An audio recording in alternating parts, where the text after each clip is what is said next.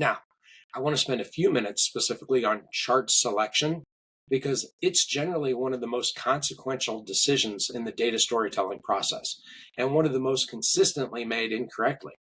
The chart type you choose doesn't just affect how the data looks, it affects what meaning the audience extracts from it. The right chart makes your insight obvious.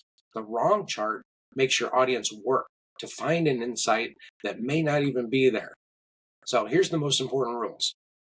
If you are showing how something changes over time, a trend, trajectory, a month by month or year by year comparison, use a line chart. The human eye reads line charts as motion, as direction, as story. A line chart says, here's where we were, here's where we went, here's where we are. If you're comparing distinct categories against each other, which program served more clients, which product generated more revenue, which region performed best, use a bar chart. Bar charts make comparison immediately. The tallest bar wins. The eye doesn't have to search.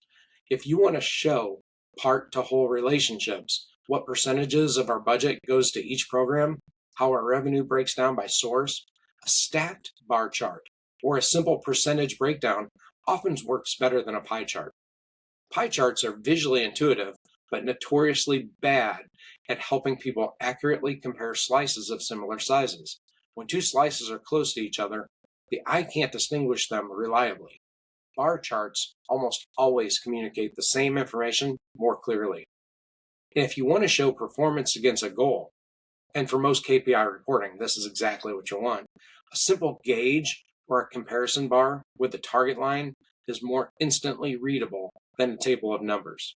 The audience should be able to tell in 2 seconds whether you're on track, ahead, or behind. If it takes longer than that, the chart is doing too much work for the audience. Now, there's one universal rule, one chart, one insight.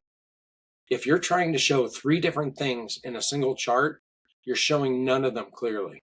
Separate charts for separate insights. Your audience should be able to read each chart independently and understand exactly what it's telling them.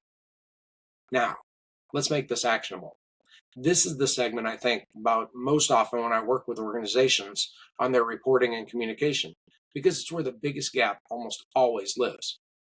Most data reporting informs. The best data storytelling persuades. And the difference between informing and persuading is not the quality of the data or the beauty of the visualization. It's the clarity of the implication. When you present data, your audience is always asking a question they may not be asking out loud. So what? What do you want me to do with this? What decision does this require of me? What changes because of what you just showed me?